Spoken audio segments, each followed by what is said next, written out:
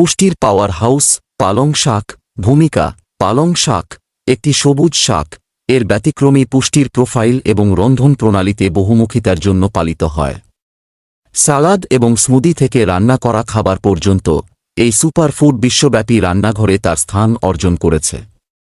এই নিবন্ধটি আপনার খাদ্যের মধ্যে পালং শাক অন্তর্ভুক্ত করার জন্য স্বাস্থ্য উপকারিতা, পুষ্টির সামগ্রী এবং বিভিন্ন উপায়গুলি অন্বেষণ করে। পুষ্টির প্রোফাইল: পালং শাক অবিশ্বাস্যভাবে পুষ্টিকর, ঘন, ন্যূনতম ক্যালোরি সহ প্রচুর ভিটামিন এবং খনিজ সরবরাহ করে।